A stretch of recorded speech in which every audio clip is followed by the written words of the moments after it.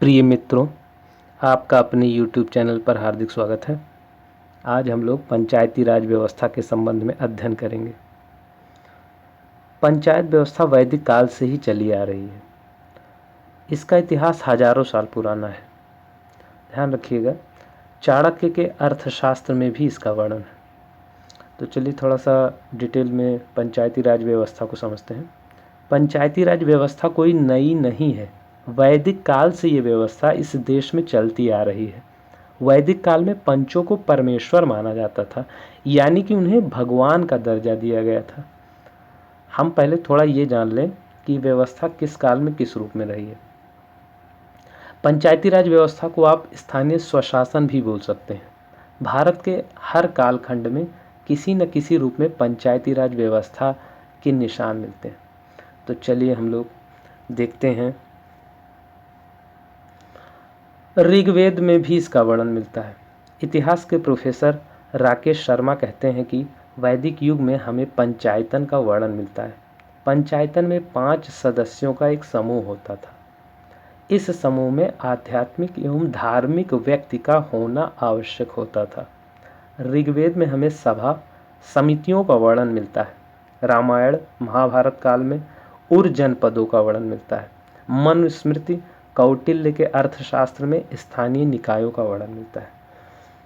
चलिए हम लोग मौर्य काल में पंचायती राज व्यवस्था की स्थिति देखते हैं। मौर्य काल के समय कौटिल्य, जिन्हें चाणक्य या विष्णुगुप्त भी कहते हैं, के अर्थशास्त्र में अलग अलग गांवों की व्यवस्था की गई थी। प्रत्येक गांव का मुखिया ग्रामीक होता था। ग्रामीक सभी सार्वजनिक कामों को करता था।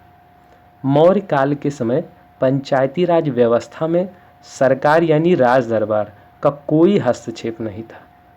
पंचमंडली का वर्णन भी गुप्त काल में आता है। पंचमंडली के हाथ में ही पूरे गांव का प्रशासन होता था। चलिए अब हम लोग देखते हैं कि चोल वंश में पंचायती राज व्यवस्था कैसी थी। चोल वंश, जिसका टाइम पीरियड 9वीं से 13वीं शताब्दी तक है, दक्षिण भारत का सबसे ताकतवर साम्राज्य था। चोल वंश के समय ग्रामीण गांव का स्वशासन स्वयं देखते थे।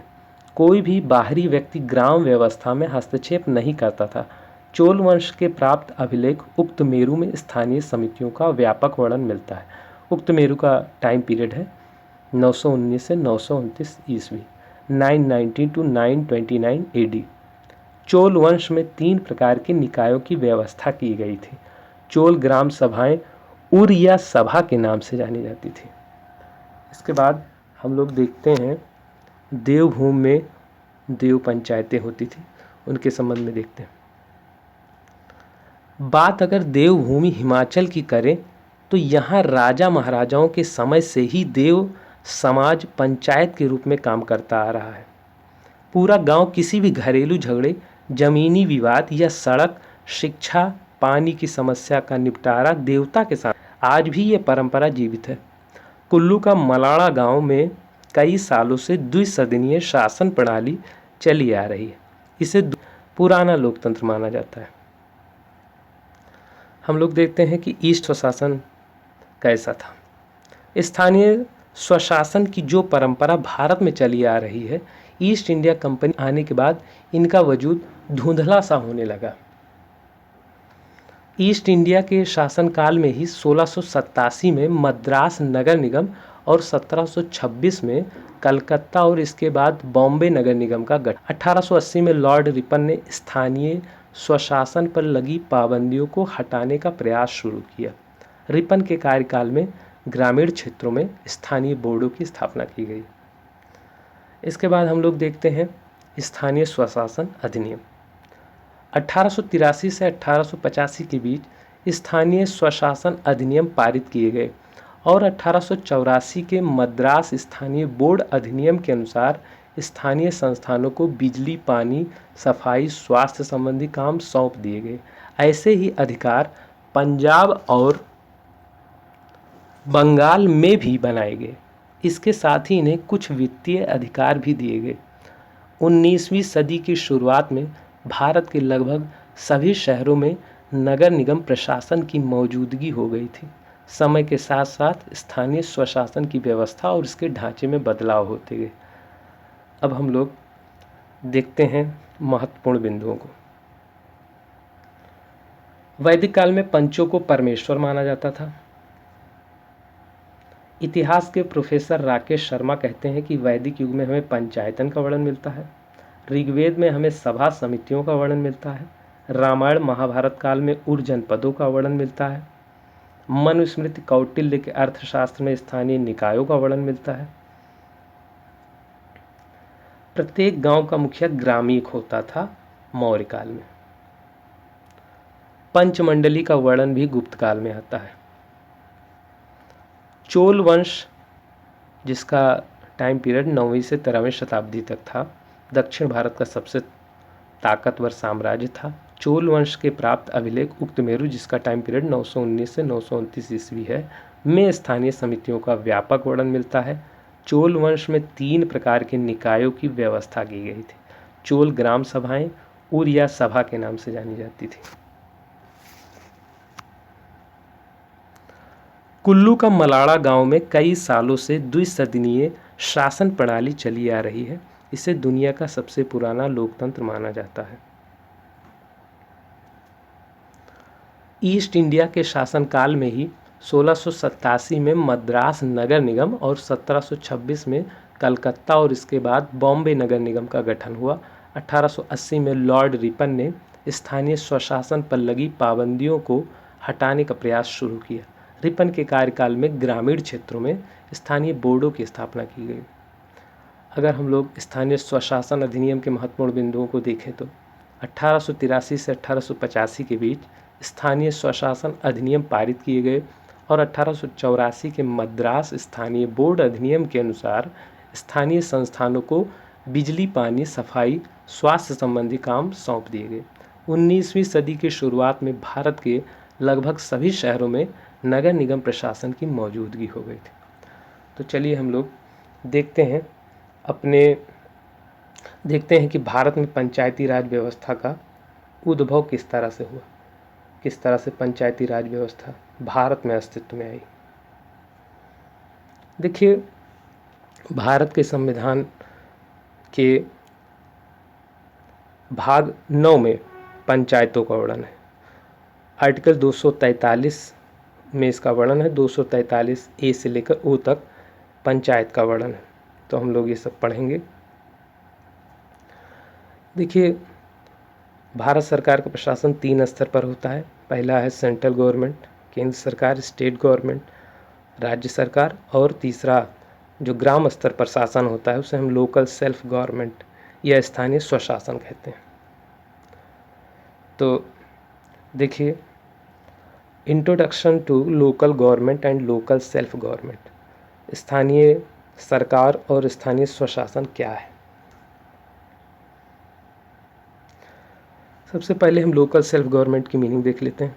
Local self government is an institution comprising of locally elected representatives managing the affairs of the locality and providing them with basic amenities.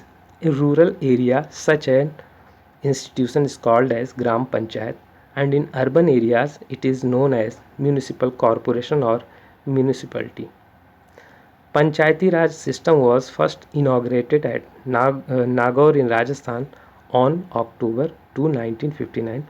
Then it was started in Andhra Pradesh, but the real breakthrough came on 24th April 1993 when the Constitution, that is 73rd Amendment Act 1992, came into force.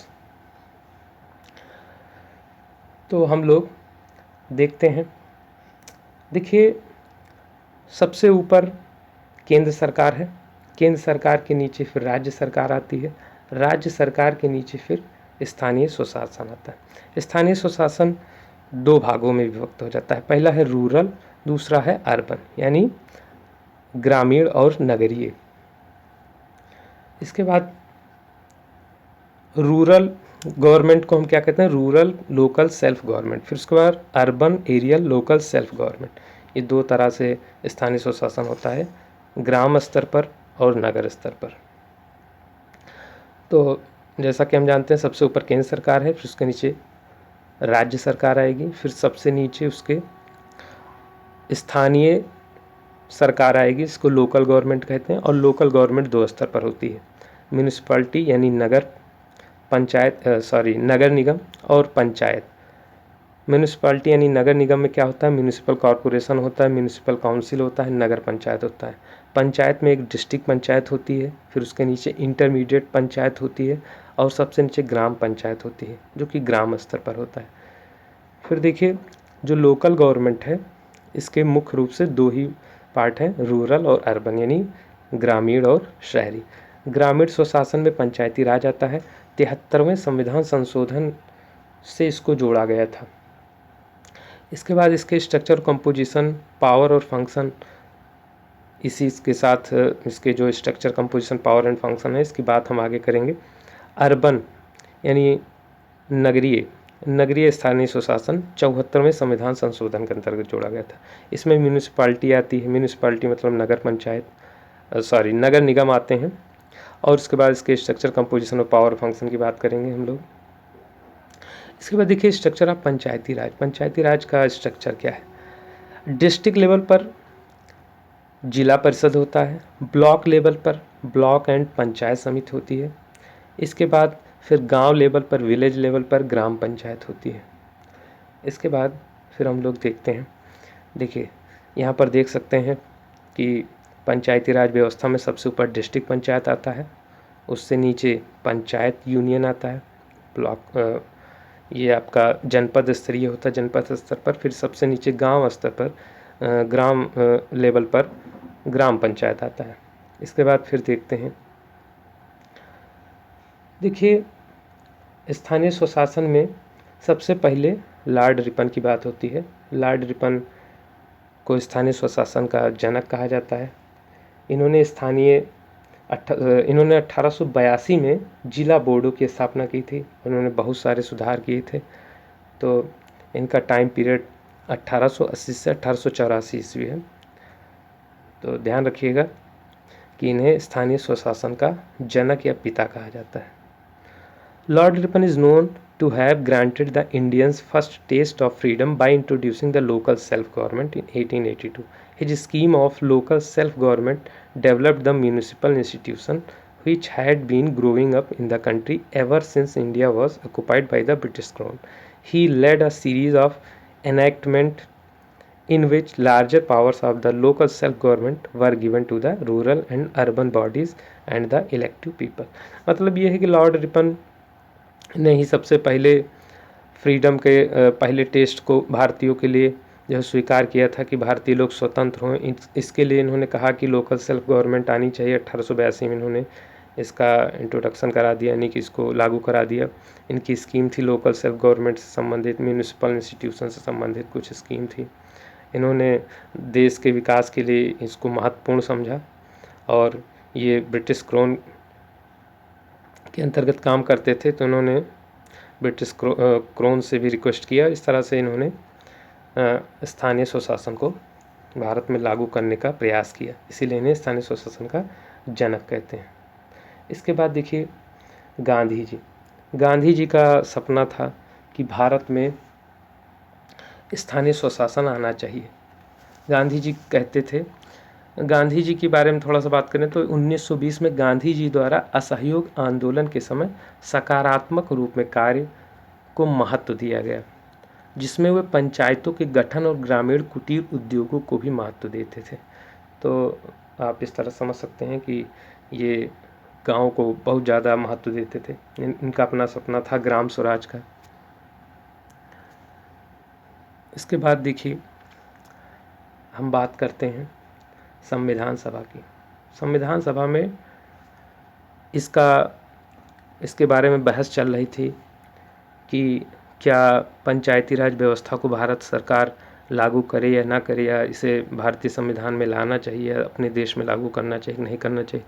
तमाम मत थे। बहुत लोग कह रहे थे कि इसको लागू नहीं करना चाहिए और लोग कह रहे थे उसमें कि इसे लागू करना चाहिए। अंबेडकर जी का अपना स्टैंड था। डॉक्टर भीमराव अंबेडकर पक्ष में नहीं थे।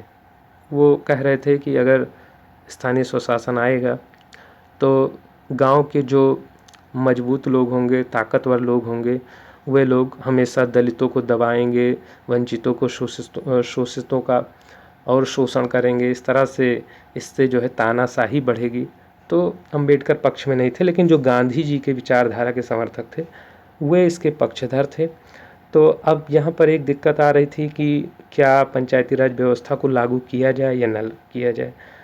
तो इसमें किसी ने समझौता कराया कि नहीं, ऐसा करते हैं कि इसे जो है अनिवार्य विषय ना बना करके डीपीएसपी में डाल देते हैं, और आर्टिकल 40 में इसका जिक्र कर दिया गया कि ठीक है, इसको नीति निर्देशक तत्व के अंतर्गत अनुच्छेद 40 में डाल देते हैं। राज्य सरकार चाहे तो इसे लागू करे, ना चाहे तो न लागू करे, क्योंकि राज्य का जो नीति निर्देशक तत्व है वो लागू करना ज़रूरी नहीं है, सरकार चाहे तो उस काम करे या ना करे।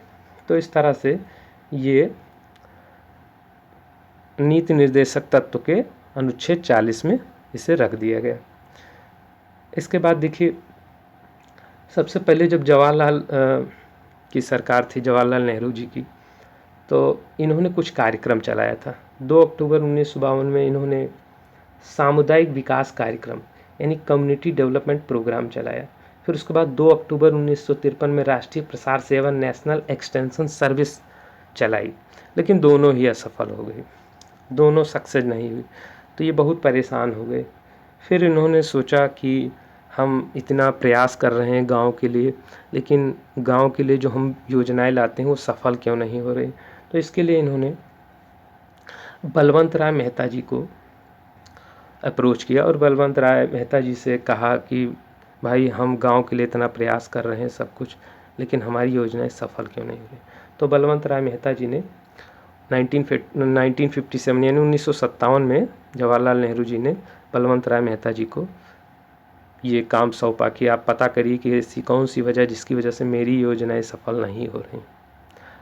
तो बलवंत राय मेहता जी ने कहा कि ठीक है, हम देखते हैं कि ऐसी कौन सी वजह है जिसकी वजह से आपका प्रोग्राम सफल नहीं हो रहा है।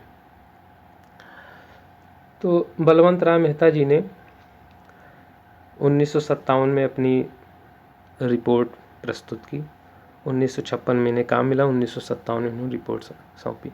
अगर हम थोड़ा सा और बात करें बलवंत राय मेहता समिति के बारे में, तो इस समिति ने भारत में त्रिस्तरीय पंचायती व्यवस्था को जन्म दिया था। चलिए, सबसे पहले तो इन्होंने बताया क्या, इन्होंने कहा कि आप चाहे जितना प्रयास कर लीजिए, आपका कोई भी प्रयास सफल नहीं होगा। तो नेहरू जी ने पूछा ऐसा क्यों। तो इन्होंने कहा कि ऐसा है कि आप जो भी कार्यक्रम बनाते हैं, जो भी योजना भारतीय गाँव के विकास के लिए बनाते हैं, उसमें गांव का कोई भी सदस्य नहीं होता। गांव के जब कोई सदस्य, गांव का कोई प्रतिनिधि नहीं होगा तो गांव का विकास कैसे होगा, लोग उस पर अमल कैसे करेंगे, उस बात को क्यों मानेंगे। क्योंकि आप सरकार के लोग गांव की क्या समस्या है वो कैसे जान सकते हैं। तो इस तरह से नेहरू जी को बात समझ में आ जाती है। फिर नेहरू जी इनसे सुझाव मांगते हैं कि अब आप बताइए कि हम ऐसा क्या करें जिससे गांव का विकास हो। तो बलवंत राय मेहता जी ने सुझाव दिया था। इनकी अपनी कमेटी थी, बलवंत राय मेहता कमेटी के नाम से जानी जाती है। 1957 में इन्होंने कहा कि भारत में त्रिस्तरीय पंचायती व्यवस्था होनी चाहिए। गांव स्तर पर ग्राम पंचायत, तहसील स्तर पर तहसील पंचायत, या इसे पंचायत परिषद, क्षेत्र पंचायत या पंचायत समिति भी कहते हैं, जनपद पंचायत भी कहते हैं। उसके बाद फिर जिला पंचायत जिला स्तर पर को स्थापित करने के साथ इन्होंने यह भी सिफारिश की कि लोकतांत्रिक विकेंद्रीकरण की मूल इकाई प्रखंड या समिति के स्तर पर होनी चाहिए। मेहता समिति की सिफारिश को 1 अप्रैल 1958 को लागू किया गया, और इस सिफारिश के आधार पर राजस्थान राज्य की विधानसभा ने 2 सितंबर 1959 को पंचायती राज अधिनियम पारित किया, और इस अधिनियम के प्रावधानों के आधार पर 2 अक्टूबर 1959 को राजस्थान के नागौर जिले में बगदरी गांव में पंचायती राज का उद्घाटन हुआ। तो इस तरह से बलवंत राय मेहता समिति की सिफारिश के आधार पर इसका सबसे पहला प्रयोग राजस्थान के नागौर जिले में किया गया। इसके बाद फिर अशोक मेहता जी आते हैं। अशोक मेहता जी कहते हैं कि ठीक है, आप जो भी कर रहे हैं ये ठीक है, लेकिन उन्होंने अपना कुछ सुझाव दिया। अशोक मेहता कमेटी 1977 में इसका गठन हुआ था। ये 13 सदस्यीय समिति थी। समिति ने 1978 में अपनी रिपोर्ट केंद्र सरकार को सौंप दी, जिसमें कुल 132 सिफारिशें की गई थी। तो वो 132 सिफारिशें तो नहीं बताई जा सकती, लेकिन मुख्य सिफारिशें थी। मुख्य सिफारिशों को देखा जा सकता है। जैसे पहली सिफारिश थी, राज्य में विकेंद्रीकरण का प्रथम स्तर जिला हो। दूसरा जो मुख्य सिफारिश थी वो थी, जिला स्तर के नीचे मंडल पंचायत का गठन किया जाए, जिसमें 15,000 से 20,000 जनसंख्या तथा 15 से 20 गांव शामिल हो। तीसरी इनकी अशोक मेहता जी की सिफारिश थी, ग्राम पंचायत और पंचायत समिति को समाप्त कर दिया जाना चाहिए। चौथी सिफारिश थी, मंडल अध्यक्ष का चुनाव प्रत्यक्ष तथा जिला परिषद के अध्यक्ष का चुनाव अप्रत्यक्ष होना चाहिए। इसके बाद फिर मंडल पंचायत तथा जिला परिषद का कार्यकाल 4 वर्ष का हो। और महत्वपूर्ण छठवीं इनकी जो सिफारिश थी वो थी, विकास योजनाओं को जिला परिषद द्वारा तैयार किया जाए तथा उन योजनाओं का क्रियान्वयन मंडल पंचायतों द्वारा किया जाए। तो इस तरह से इनकी अपनी सिफारिश से थी। तो अगर हम मुख्य सिफारिशों की बात करें संक्षेप में, तो अशोक मेहता समिति जो कि 1977 में आई थी, मोरारजी देसाई की सरकार थी उस समय। तो मोरारजी की देसाई की सरकार में अशोक मेहता समिति की सिफारिश का मुख्य बिंदु था द्विस्तरीय पंचायती राज व्यवस्था का सुझाव। द्विस्तरीय में पहले जिला परिषद या जिला पंचायत डिस्ट्रिक्ट लेवल पर, दूसरा पंचायत समिति या जनपद पंचायत ब्लॉक लेवल पर। इन्होंने गांव लेवल पर बात नहीं की थी। कार्यकाल 4 वर्ष का हो ये बताया। कर लगाने का अधिकार दिया जाए और कहा कि पंचायतों के लिए अलग वित्त आयोग की व्यवस्था, यानी पंचायतें कर भी लगाएं और पंचायतों के लिए अलग वित्त आयोग की व्यवस्था हो। SC/ST को आरक्षण देने की बात कही थी अशोक मेहता जी ने। ग्राम न्यायालय के गठन का भी सुझाव अशोक मेहता जी ने दिया था। तो इस तरह से ये जो है 1979 में सरकार गिरने के कारण यह सिफारिशें स्वीकार नहीं की गई। अशोक मेहता जी की सिफारिश नहीं स्वीकार हो पाई क्योंकि 1979 में इनकी मोरारजी देसाई की सरकार गिर गई थी।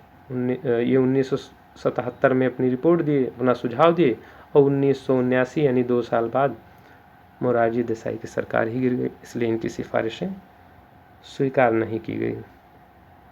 इसके बाद फिर आगे आते हैं GV.K. राव समिति 1985। इसको आप ध्यान रखिएगा, इसमें बस ये ध्यान रखना है कि GV.K. राव समिति जो थी 1985 में आई थी। इसके बाद फिर हम लोग देखते हैं आगे LM सिंघवी समिति।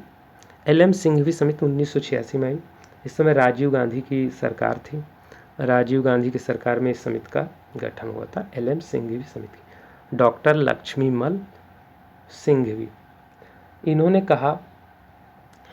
कहा था कि पंचायती राज व्यवस्था का संवैधानिक दर्जा दिया जाए, यानी कि इन्होंने पंचायती राज व्यवस्था को संवैधानिक दर्जा देने का सुझाव दिया था। और इन्होंने कहा कि पंचायती संस्थाओं को पहली बार जो है इसको संवैधानिक दर्जा दिया जाना चाहिए, ये इनकी मांग थी LM सिंघवी समिति की। और सिफारिश थी। और दूसरी सिफारिश थी कि त्रिस्तरीय ढांचा होना चाहिए, ये भी त्रिस्तरीय ढांचे की बात कर रहे थे। इसके बाद कर लगाने का अधिकार दिया जाए। और इनकी मुख्य इस समिति की बात थी कि राज्य चुनाव आयोग का गठन हो, यानी राज्य चुनाव आयोग के गठन की सिफारिश की LM सिंघवी समिति ने। ग्राम न्यायालय के गठन का भी सुझाव दिया, लेकिन इन्होंने ये नहीं कहा कि एक गांव में एक ग्राम न्यायालय हो, इन्होंने ये कहा कि कई गांवों को मिला करके एक ग्राम न्यायालय बनाया जाना चाहिए। इसके बाद देखिए LM सिंघवी समिति 1986 में आई थी, ध्यान रखिएगा। इसके बाद फिर आते हैं पीके थुंगन समिति, जो कि 1988 में आई थी। ये भी राजीव गांधी की सरकार द्वारा इस समिति का गठन किया गया था।